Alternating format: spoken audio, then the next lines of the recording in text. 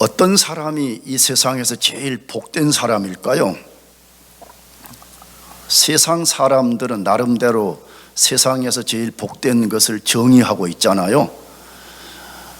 누가 진짜 제일 복된 사람일까요? 여러 가지로 정의할 수 있을 것 같습니다.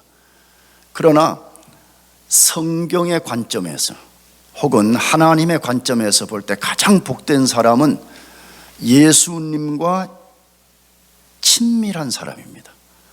예수님을 친밀하게 아는 사람입니다. 예수님을 단순히 지식적으로만 아는 것이 아니라 인격적으로 깊이 알고 그 예수님과 친밀한 관계를 갖고 사는 사람이 제일 복된 사람입니다. 한번 생각해 보십시다. 만일 우리 중에 어떤 교우가 미국 대통령과 친밀한 관계를 갖고 있다는 것을 우리가 안다면 우리 모두는 그 사람을 부러워할 것입니다. 겉으로는 그게 뭐 대단해 이렇게 말할지 몰라도 속으로 우리는 매우 그 사람을 부러워할 것입니다. 그렇다면 이 땅에 모든 권세자들을 세우기도 하고 폐하기도 하는 권세를 가지신 예수 그리스도, 그분을 내가 친밀하게 안다, 우리가 친밀하게 안다면 그것을 복이 없다라고 말할 수 없을 것입니다. 만물의 주 되신 예수님을 우리가 진짜 친밀하게 안다면 그건 세상의 어떤 것과 비길 수 없는 복된 일인 것이 사실입니다. 하나님도 우리가 그의 아들 예수님을 아는 것을 제일 중요시 여기라고 말해요. 누가 그렇게 말씀했다고요?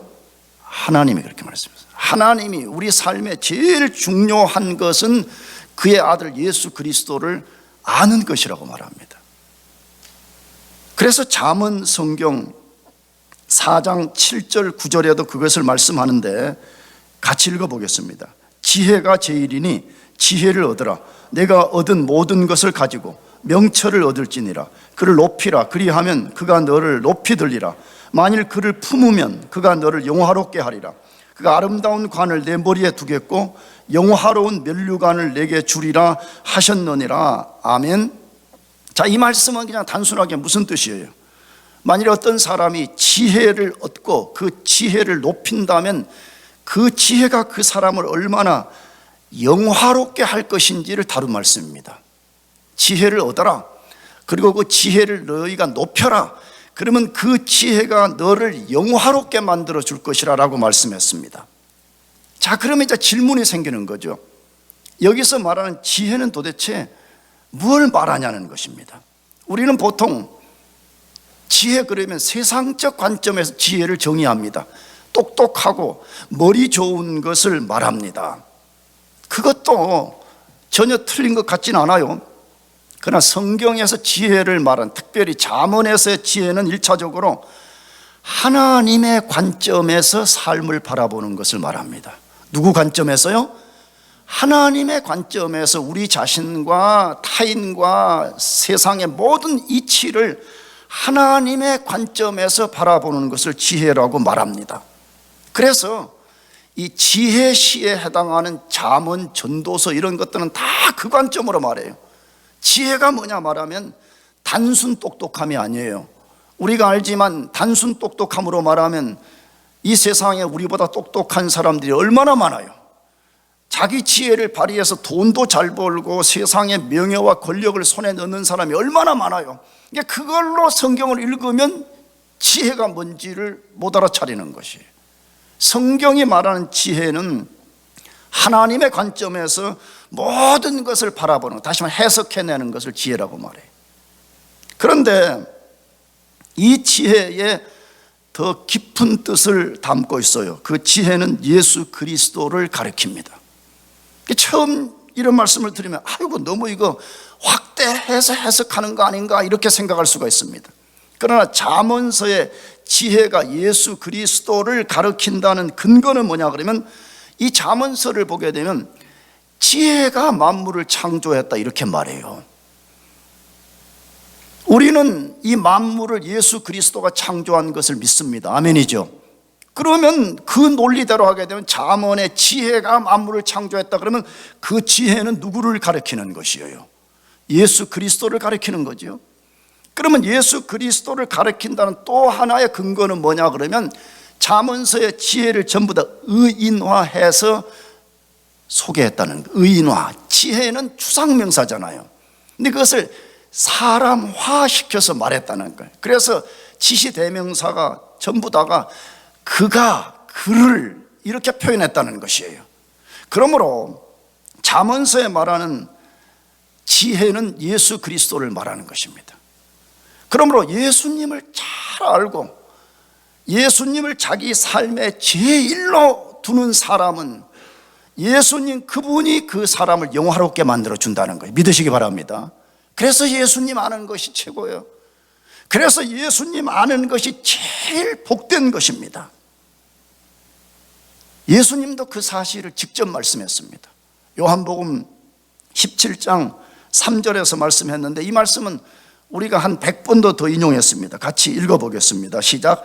영생은 곧 유일하신 참 하나님과 그 보내신 자 예수 그리스도를 아는 것이라고 말했습니다. 할렐루야. 그러면 영생은 뭐라 그랬어요?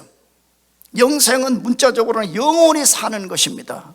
내가 지난주인가도 성경 공부할 때 이 상태로 영원히 살면 좋겠어요 안 좋겠어요? 그러니까 우리 교인들 대부분이 좋겠다 그러더라고. 그 사람들은 아직 날 삶을 많이 안 살아본 사람들이에요. 여러분, 이 상태에서 죄 많고 육체의 질병에 노출되어 있고 가난과 결핍과 유한성과 이 가운데서 영원히 산다, 굉장히 힘든 것입니다. 차라리 영생의 세계를 몰랐다면 몰라도 나는 그 세계를 이미 조금 맛봤기 때문에 다시 영생이 아닌 삶으로 돌아가라, 나는 못 살 것 같아요. 나는 뭐 위대한 목사여서 그런 것이 아니라 나는 이 세상에 1도 소망이 없습니다. 염세주의자, 타계주의자들처럼 빨리 비관적으로 자살해서 천국 가려는 건 아니지만 천국에만 유일한 소망을 두고 있습니다. 왜 그래요? 영생이라는 개념을 이해해야 되죠. 영생은 그냥 현재 우리 같은 수많은 난제를 안고 영원히 사는 것을 말하지 않습니다. 그것은 오는 세상의 삶을 말합니다. 죄가 없는, 결핍이 없는 하나님의 영광으로 충만한 그 세계의 삶을 영생이라고 말하는 것이에요. 근데 그 영생을 어떻게 우리가 얻게 되고 그걸 누리냐고 말할 때 뭐라고 말씀했어요? 다시, 영생은 곧 유일하신 참 하나님과 그의 아들 예수 그리스도를 아는 것이라고 말했습니다. 예수님을 알 때만이 우리는 영원한 생명을 얻고 영원한 생명을 누린다고 말하고 있습니다. 그러므로 예수님 아는 것이 제일인 것을 믿으시기를 바랍니다. 예수님 아는 것이 제일이에요. 그래서 최근에 우리가 마태복음을 통해서 만나는 베드로, 초창기 때 굉장한 실수가 많았고 굉장히 그리스도의 뜻을 이해하지 못해서 갈팡질팡한 사람이었는데 그가 오순절 성령 강림 사건을 경험한 후에 완전히 변화되었습니다.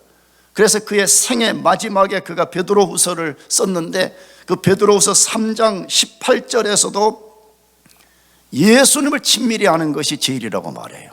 그것을 같이 읽어보겠습니다. 시작. 오직 우리 주 곧 구주 예수 그리스도의 은혜와 그를 아는 지식에서 자라가라. 영광이 이제와 영원한 날까지 그에게 있을지어다. 베드로후서의 제일 마지막에 이 말씀을 두었어요. 일종의 유언과 같은 메시지죠. 유언의 마지막 메시지가 뭐라는 것이에요? 예수 그리스도의 은혜와 그를 아는 지식에서 자라가라, 이렇게 말해요. 왜 그렇게 말했을까요? 과거에 그렇게 넘어지고 그리스도가 누구인지 몰라서 혼란에 빠졌던 인생이 왜 인생 최고 마지막에 유언의 말씀을 이렇게 준 것이에요? 예수 아는 지식이 제일이기 때문이라는 것이에요. 예수를 아는 것이 제일 복된 것이기 때문이라는 것이에요. 사랑하는 교회 여러분들, 여러분들이 공부하는 것 이상으로, 여러분들이 학위를 받으려고 노력하는 이상으로 예수 그리스도 그분을 알아가시기를 축복합니다. 그래서 오늘 본문에서도 예수님을 친밀히 아는 것의 중요성을 알려주고 있습니다. 예수님 아는 것이 얼마나 중요한가, 이걸 알려주기 위해서 예수님 그분이 어떤 분인가 이걸 우리에게 알려주는 거예요. 도대체 예수님은 어떤 분인데 우리 보고 그분 아는데 집중해라, 그분 아는 것을 인생의 제일 큰 목표로 두라 이렇게 말하냐 하는 것이에요. 그러려면 오늘 본문의 배경을 이해할 필요가 있습니다. 이스라엘 백성들은 만 20세가 되면 이스라엘 공동체 안에 있던 그 성전을 유지하고 보수하는 데 필요한 성전세를 1년에 반드시 반세겔씩을 내야 됩니다. 이 반세겔은 우리 계량 단위가 아니에요. 유태인들의 계량 단위인데, 이걸 오늘 쉽게 이해하면 노동자들이 이틀치 노동을 해서 얻는 임금에 해당하는 세금을 반드시 의무적으로 내야 됩니다. 그런데 이것은 출애굽기 30장 13절에서 명령된 것입니다. 그러므로 이 명령은 모세가 임의로 만든 것이 아니잖아요. 하나님이 모세를 통해서 이스라엘 백성들에게 너희들은 성전을 유지하기 위해서 반드시 반세겔의 세금을 내야 된다 이렇게 명령을 내렸습니다. 그런데 오늘 본문에 보면 아마도 예수님과 베드로가 고향을 떠나서 사역을 하는 동안에 그 해에 해당하는 반세겔의 성전세를 내지 못했던 것 같습니다. 왜냐하면 지금까지 우리가 읽어보면 예수님이 가버나움 헤드쿼터를 떠나가지고 여기저기 돌아다니셨잖아요. 그래서 아마 그 해의 성전세를 못 내셨던 것 같아요. 그래서 성전세를 거두는 사람이 베드로에게 찾아와가지고 예수님의 성전세를 내라 그랬어요. 너의 선생의 성전세를 내라고 요구를 했습니다. 그때 베드로가 그 사실을 예수님께 말씀드렸고, 예수님이 성전세에 대해서 어떤 평가를 하신 후에 베드로에게 너가 저 바다에 가서 낚시해가지고 물고기 입에서 나오는 한 세겔 돈을 취해서 예수님 자신의 성전세와 베드로 너의 성전세를 내라고 하신 사건입니다. 근데 이 사건은 사복음서 마태, 마가, 누가, 요한복음에서 오직 마태만이 기록한 사건입니다. 왜 그랬을까요? 마태는 원래 세리 출신이잖아요. 세금 거두는 사람이었습니다. 그래서 예수님이 수많은 기적들을 행하셨는데 우리에게 필요한 것들을 성령이 셀렉트 해가지고 우리에게 기록한 거잖아요. 그런데 다른 저자들은 이 사건을 기록하지 않았는데 마태만이 유일하게 이 사건을 통해 가지고 도대체 예수님이 어떤 분이냐는 것이. 자, 그러면 예수님은 어떤 분이십니까? 첫째로는 전지하신 분이라고 말합니다. 어떤 분이라고요? 전지하신 분이다라고 소개합니다. 예수님이 전지하시다는 것은 그분이 시간과 공간을 초월해서 모든 것을 단번에 아시는 능력을 가졌다고 말입니다. 이게 전지인 것입니다. 시간과 공간을 초월해서 모든 것을 단번에 꿰뚫어 아는 능력을 말합니다. 다시 말하면 우주 만물 중에 그의 지식 밖에서 존재하는 것은 아무것도 없다는 말입니다. 언젠가도 말씀드렸죠. 만일에 예수 그리스도가 우주 만물을 창조하신 창조주가 맞는데 그 만물 가운데 원자 하나, 단 원자 하나가 그 창조주의 지식과 컨트롤 밖에 존재한다 그러면 예수님은 만물의 창조주가 아닌 것입니다. 그러므로 예수님은 모든 만물을 과거, 현재, 미래 이걸 통시적으로 단번에 꿰뚫어 보는 능력을 가지신 분인 것을 소개하는 것입니다.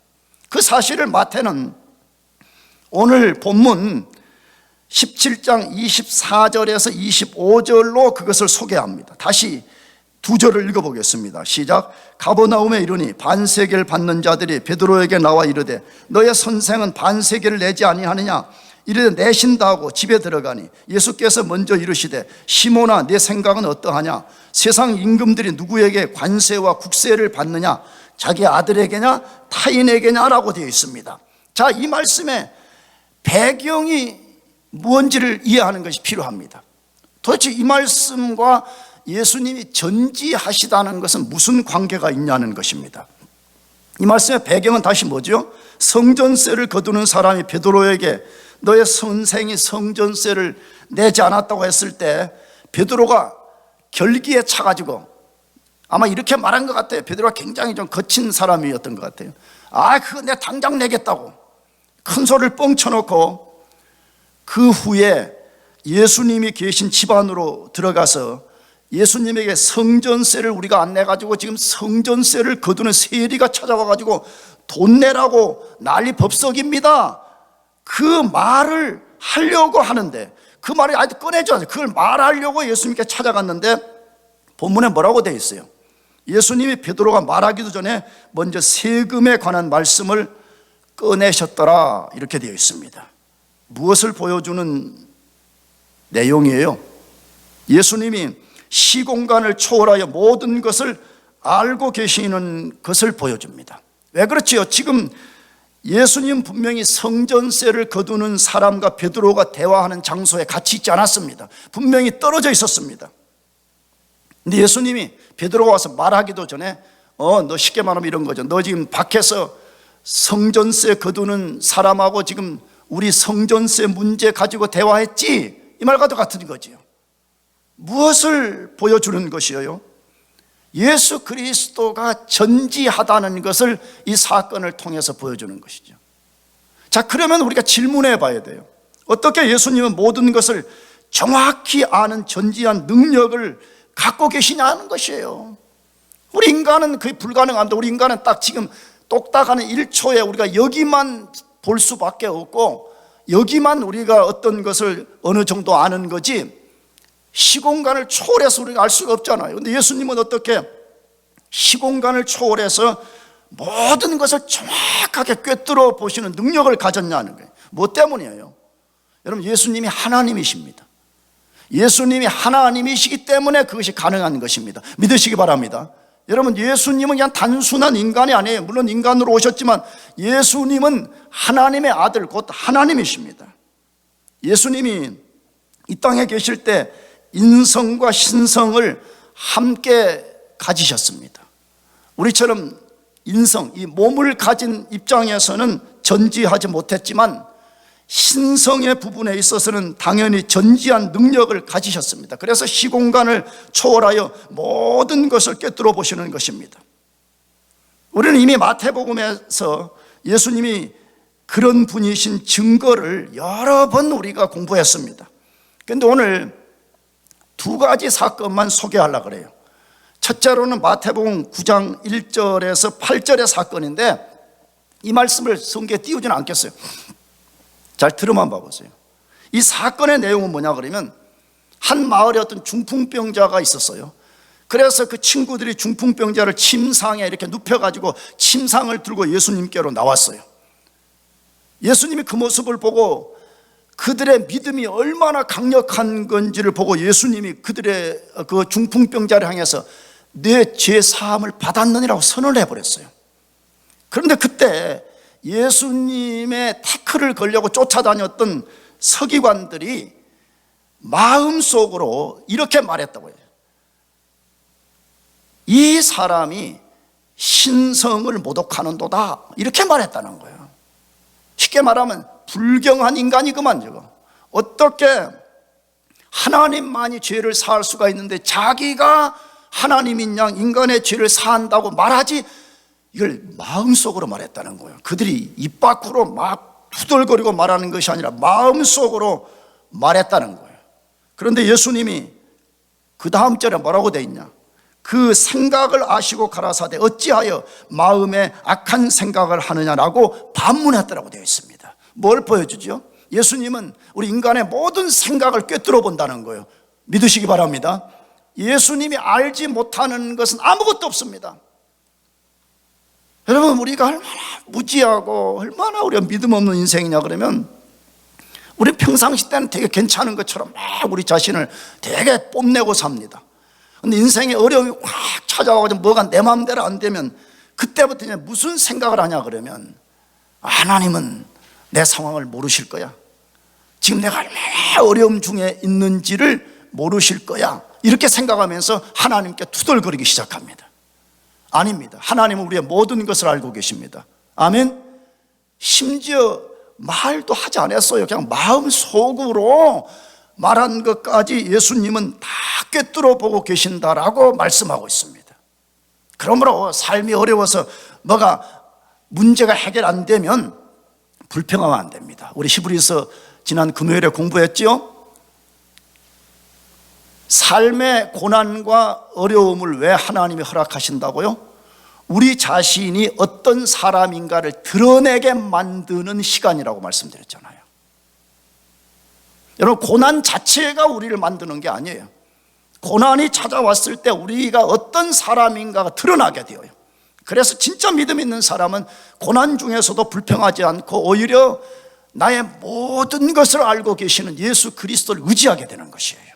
주님, 나는 이 상황이 어떻게 전개될지 모르지만 나의 모든 것을 알고 계시는 주님께서 내 삶의 모든 것을 주관하시는 것을 내가 믿습니다. 이렇게 나가게 되는 것이에요. 두 번째 사건은 마태복음 9장 20절에서 22절 사건인데, 이 사건은 뭐냐 그러면 이스라엘의 그 회당이라는 게 있었어요. 이런 우리 교회 건물 같은 회당이 있었는데, 회당장의 딸이 이제 죽어가게 되었어요. 그래서 이제 종들을 보내가지고 예수님께 고쳐달라고, 그 회당장이 와서 고쳐달라고 요청을 하게 돼서 예수님 고치러 가는 중이었어요. 근데 그때 이 회당장의 마음을 완전히 무너지게 만드는 사건이 하나 발생했는데, 12해 동안 혈루증, 그러니까 피가 멈추지 않는 병이 걸린 여인이 갑자기 그 예수님 가는 길목에 끼어든 거예요.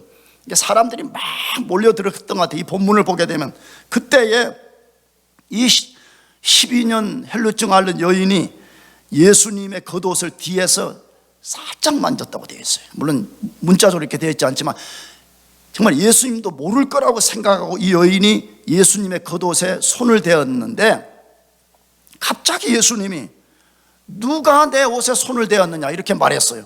그런데 베드로가 또 치고 나왔어요. 뭐라고? 아니 예수님, 지금 사람들이 막 밀려와서 지금 밀치고 있잖아요. 이 상황에서 누가 예수님의 옷에 손을 댔는지 어떻게 알아요? 이렇게 말했다고 되어 있어요. 그때 예수님이 말씀했어요. 뭐라고? 나에게서 능력이 나가는 것을 내가 안다, 이렇게 말했어요. 무슨 말이죠? 비밀리에 거의 만지듯이 만졌는데 예수님이 정확하게 하셨다는 거예요.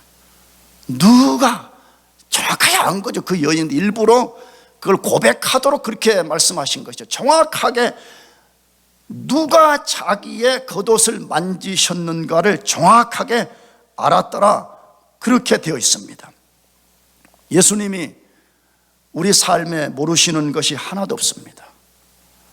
아니, 우리가 스쳐 지나가는 생각까지도 예수님이 다 아신다면 우리 삶의 염려, 삶의 근심, 삶의 걱정, 모든 것을 그분이 알고 계십니다. 그러므로 우리에게 필요한 것이 뭐예요? 진짜 우리가 예수님이 전지하다는 것을 믿는다면 우리에게 필요한 것은 뭐죠? 그것은 우리가 믿음으로 그분 앞에 기도하는 것입니다. 어떻게 보면 어마어마하게 기도 안 해도 될 것 같아요. 모든 것을 알고 계시는데 무슨 우리가 뭐 40일 금식까지 할 필요가 뭐 있어요? 기도는 뭐 하는 게 기도예요? 기도는 내가 악을 써가지고 하나님 그분의 팔을 비틀어서 그분 손아귀에 있는 선물을 끄집어내는 것이 기도가 아니잖아요. 기도는 그분 뜻에 내 자신을 복종시키는 행위잖아요. 아멘? 그러므로 우리가 염려, 근심, 불평을 내려놓고 기도를 통해서 우리 자신을 그분에게 복종시키고 우리 자신을 그분께 의탁시키는 것입니다. 그러면 전지하신 그분이 우리의 모든 것을 아시고 가장 선한 길로 우리를 인도해 주실 것입니다. 두 번째로, 예수님 그분은 어떤 분이에요? 만물의 왕이시라고 말합니다. 만물의 누구라고요? 왕이다. 왕이다는 이 말씀은 무슨 뜻이에요? 그분이 만물을 창조하셨고 만물이 그분의 것이고 만물이 그분의 뜻대로 통치되고 있다, 그 말이잖아요. 지난주도 말씀드렸습니다. 세상 사람들이 예수님이 만물의 왕입니다 그러면 전혀 안 믿습니다. 왜냐 그러면 왕이라 그러면 무슨 대관식을 하고 말이에요. 다 막 방송사들을 동원하고 막 왕관을 씌우고 막 이런 식으로 해야 되는데, 아니 예수라는 인간이 뭐 2000년 전에 십자가에서 죽었다고 그러지 눈에 보이지도 않지. 그러니까 어떻게 예수가 왕이 될 수 있냐 이렇게 말하는 거지요. 근데 왕이라는 개념은 꼭 우리가 세상적 개념으로 뭔가를 막 물리적으로 통치하는 것만이 왕이 아닙니다. 왕이라는 개념은 성경에서 만물을 창조해요. 그러므로 만물이 그분의 것이에요. 근데 그분이 자기가 창조한 만물을 유지해 가는 이 모든 행위를 왕의 행위라고 말하는 것이죠. 근데 그 사실을 마태가 오늘 17장 25절에서 26절로 소개하는데, 다시 한 번 더 25절부터 26절까지 읽어보겠습니다. 시작. 이르되 내신다 하고 집에 들어가니 예수께서 먼저 이르시되 시몬아 내 생각은 어떠하냐? 세상 임금들이 누구에게 관세와 국세를 받느냐? 자기 아들에게냐 타인에게냐? 베드로가 이르되 타인에게니이다. 예수께서 이르시되 그렇다면 아들은 세를 면하리라. 자, 이 말씀도 뭐 대충 여러분이 이해하겠지만 우리가 다시 재구성해 봅시다. 무슨 내용이에요? 베드로가 예수님이 계신 집에 들어와서 성전세를 말하려고 할 때 예수님이 먼저 그 이야기를 꺼내셨습니다. 어떻게 꺼내셨다고 되어 있습니까? 베드로에게 물어봤죠. 어떻게? 세상 임금들이 누구에게 관세와 정세를 받느냐? 자기 아들에게냐 타인에게냐? 너무 엄청난 질문도 아니에요. 쉽게 말하면 이 한 나라의 왕이 있으면 그 왕은 세금을 누구에게 받지 이 말이지요. 자기 가족에게 받냐 아니면 가족 아닌 다른 사람에게 받냐 이 질문했죠. 그랬더니 베드로가 또 멋진 답을 했죠. 타인에게입니다. 왕은 자기 자신과 자기 가족에게는 세금을 받지 않고 그 아닌 나머지 사람에게만 세금을 받습니다. 그 말이죠. 그때 예수님 뭐라고 말씀하셨다고 되어 있어요? 그러하면 아들들은 세를 면하리라.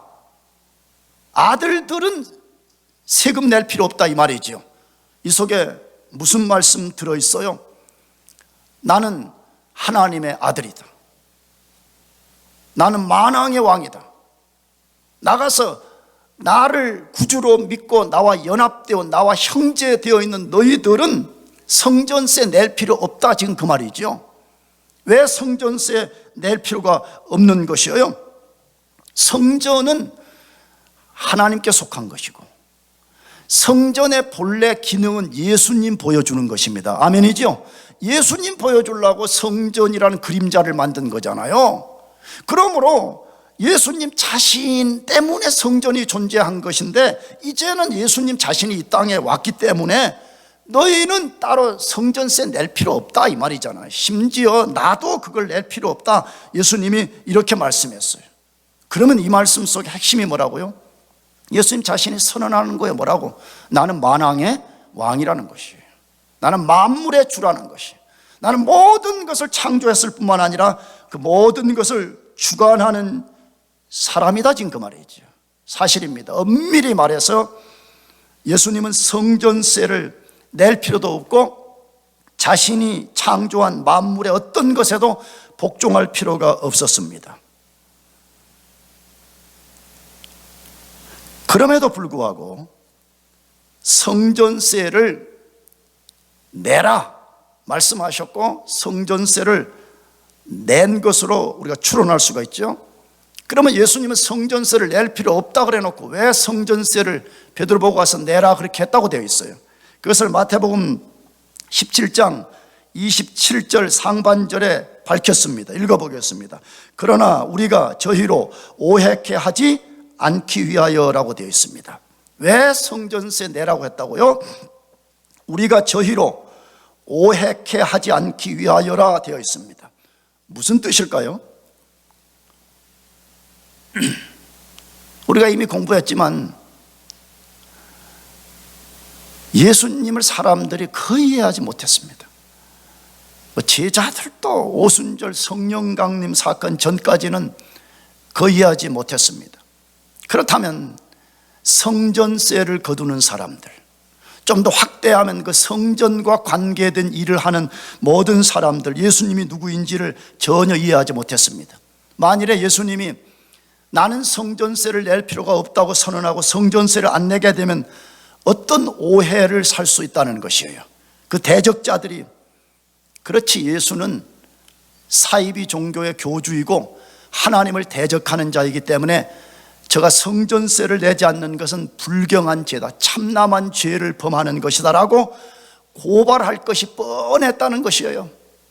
그래서 예수님이 성전세를 내라고 명령을 하셨다, 이렇게 되어 있습니다. 여러분, 예수님의 이 말씀과 행위를 통해서 무엇을 배울 수가 있습니까?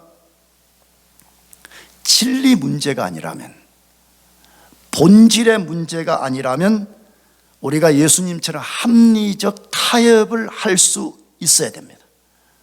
우리는 타협이란 말을 굉장히 좀 싫어해서 이런 말을 쓰는 것이 오해가 없어야 되는데, 여러분 예수님을 잘 보세요. 예수님은 진리의 문제 앞에서는 단 1도 복종하지 않았습니다. 근거는 뭐죠? 빌라도 앞에 섰을 때의 사건이잖아요. 자, 예수님은 글쎄 표현을 이렇게 되나 모르겠어요. 너무 멋져요, 그런 때 보면. 여러분, 당시 빌라도는 누구예요? 로마의 황제를 대신하는 총독이었잖아요. 전 세계의 세상적 절대 권력을 가진 자의 대리자 앞에 섰는데 예수님이 단 1도 떨지 않습니다. 심지어 빌라도가 말도 안 되는 질문을 하게 되면 대답도 안 해버렸어요. 진리의 문제에 있어서는 단 1도 타협하지 않으셨던 예수님께서 비본질적인 것, 진리가 아닌 문제에 대해서는 합리적 타협을 하셨다는 것을 우리들에게 보여주고 있습니다. 뭘 말씀하시는 거예요? 그분은 진리 문제가 아닌 것에 대해서는 관용과 자비를 베풀었습니다. 심지어 그 사실을 이해하지 못하는 사람들을 깊이 배려했더라, 그렇게 소개하고 있는 것이죠. 만왕의 왕이신 예수님이 그렇게 하셨다면 마땅히 우리도 그렇게 할 줄 알아야 됩니다. 나도 그런 사람 중에 하나인 것을 고백합니다. 교회 생활하다가 보면 진리도 아니에요, 본질도 아니에요. 근데 그것 가지고 고집을 피고 자기 주장만 하는 사람들이 얼마나 많은지 몰라. 정말 예수님을 좀 배울 필요가 있어요. 나도 이 작은 교회를 목회할 때 그런 경험들을 많이 해왔고, 지금도 이 한인 교회들의 교회 문제 일어나는 거 보면 대부분이 진리 때문에 목숨을 걸고 싸운다는 이야기는 한 번도 들어본 적이 없어요. 자기 의의를 세우려고, 나의 이론이 맞다는 걸 주장하려고, 자기 고집을 꺾기 싫어가지고 교회를 분란 속에 몰아넣어서 교회가 세상적으로부터 비난을 받는 그런 모습을 얼마나 보는지 몰라요.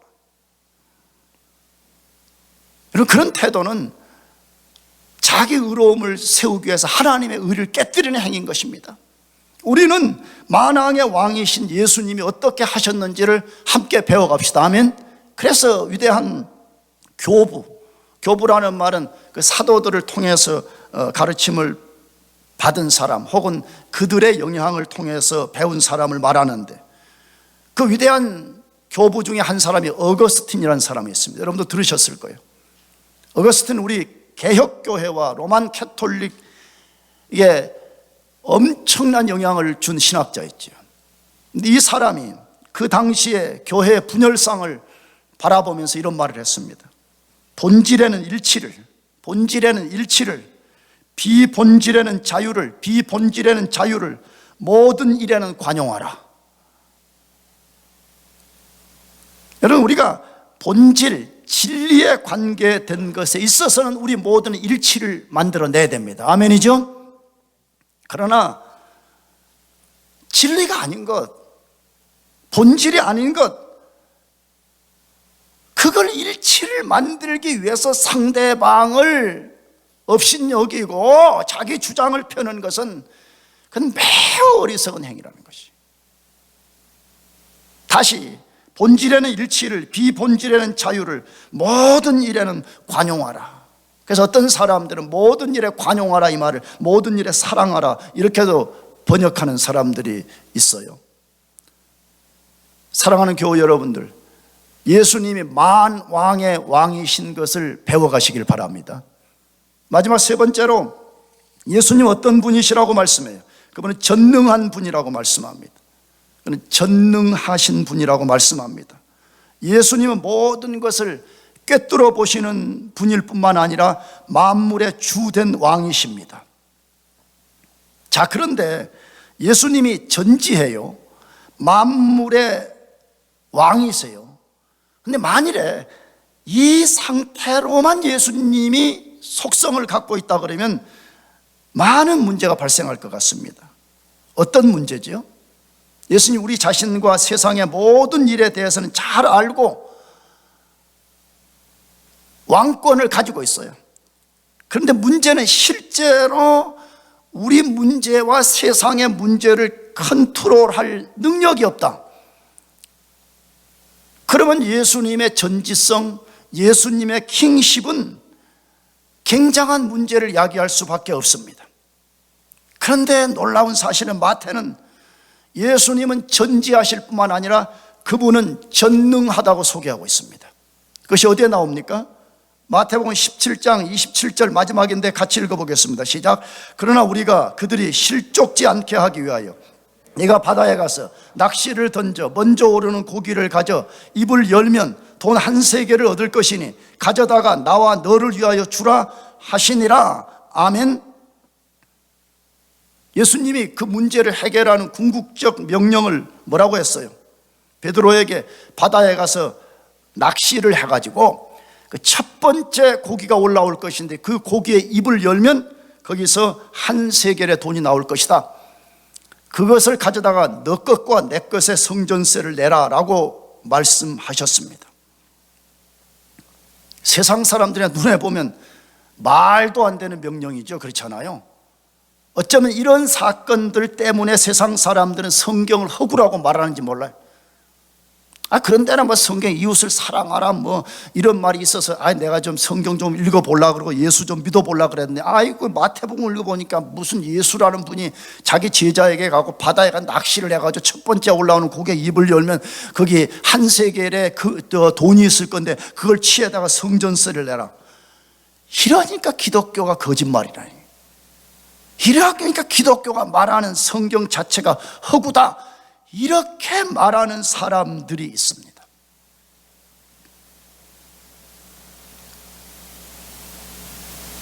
그러나 절대로 말이 안 되는 것이 아니라 말이 되는 사건입니다. 허구가 아니라 절대로 가능한 일입니다. 왜 그렇습니까? 예수님이 전능한 분이시기 때문에 가능한 것입니다. 예수님이 만물을 창조하신 분이라면 어떻게 고기 입에서 돈을 만들지 못하시겠습니까? 시편은 말합니다. 모든 은금이 예수님 것이라고 말씀합니다. 천산의 생축이 다 하나님 것이라고 말씀합니다. 맞지 않아요? 하나님인 예수님이 이 만물을 창조했다면 이 모든 만물이 예수님의 것입니다. 아멘이죠? 그러면 그 만물을 창조하신 분이 고작 그 한 세겔의 돈도 못 만드신다? 그러면 논리적으로 말이 안 되는 것이죠. 우리가 예수님이 능히 그런 일을 하실 수 있는 분이라는 걸 진짜 믿어야 됩니다. 내가 지난주에도 말씀했고 새생명 성경 공부 때도 말씀했고 오늘 또 말씀합니다. 뭘 믿어야 되죠? 여러분, 그분은 초자연적 능력을 가진 하나님이신 것을 믿어야 됩니다. 상당히 많은 사람들이 예수님을 단순하게 도덕적인 롤 모델로만 생각하는 사람들이 있습니다. 죄 짓지 말아라, 착한 일을 해라, 이웃을 사랑하라. 물론 그것도 예수님의 아주 엄중한 명령이죠. 그러나 만일에 여러분 예수님이 단순하게 우리의 도덕적 종교적 감화만을 주는 모델이라 그러면요, 굳이 우리가 예수를 믿을 필요가 없습니다. 왜 그렇죠? 타 종교에서도 다 그렇게 말해요. 그러잖아요. 나 오늘 또 한국 뉴스 무슨 기사 하나 읽어보니까 한국에 좀 뭐 자꾸 그 영아 살해하고 자꾸 막 이렇게 하니까 불교의 이 스님들이 말이야 모여가지고 일종의 성명을 낸 거예요. 뭐라고? 더 이상 생명을 살해하지 마시오. 난 그걸 보고 좀 사실은 좀 부끄러웠어요. 아니 목사들은 뭐 했지? 목사인 나는 뭐 했지? 이 생각이 드는 거예요. 여러분, 그런 것도 매우 중요한 가르침이죠. 그러나 만일에 예수님이 단순히 종교적 감화만을 주는 분, 단순하게 우리의 도덕적 롤모델만 된다 그러면 우리는 굳이 그분을 안 믿어도 되는 것입니다. 예수님은 도덕적 롤모델을 뛰어넘어서 그는 초자연적 능력을 가지신 하나님입니다. 아멘이죠. 그렇기 때문에 그에게는 능치 못하심이 없는 것이에요. 여러분과 저 자신에게 질문해 봅시다. 진짜 나는 예수를 무엇 때문에 믿고 있고 예수님을 누구라고 지금 믿고 따라다니냐 이 말이에요.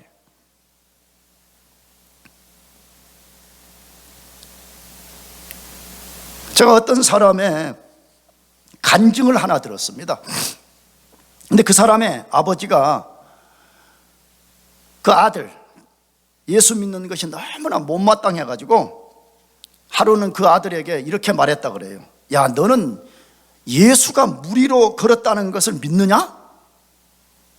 아니, 어떻게 사람이 무리로 걸을 수가 있으며 또 그것을 너는 어떻게 걸었다고 믿고 있냐고 핀잔을 줬대요. 그 말을 들은 아들이 이렇게 대답했다 그래요. 아버지, 무리로 걸을 수 있기 때문에 내가 믿는 거지, 만일에 무리로 걷지도 못하는 예수라면 나는 안 믿었을까, 이렇게 말했다는. 멋지죠. 할렐루야. 아멘해요. 좀 이렇게 좀 멋지게 좀 딱 좀 말할 수 있어야 되잖아요. 아버지가 계속 예수 믿는다고 잔소리하니까, 아니 그 예수가 무리로 걸었다 그러니까 내가 그분을 나의 구주로 믿는 거지, 가다가 물에 빠져 죽었다 그러면 내가 그분을 믿겠냐 이 말이잖아요. 무슨 이야기예요? 예수님은 초자연적 능력을 가지신 분입니다. 그분에게 능치 못하심이 없습니다. 믿으시기 바랍니다. 문제는 딱 하나밖에 없습니다. 무슨 문제죠? 내 삶의 불가능의 문제. 그 문제를 예수님 그분이 해결해 줄 뜻을 갖고 계시냐 이 말. 다시 말하면 그분이 이것을 기쁘게 여기시느냐 안 여기시느냐 달려 있어요.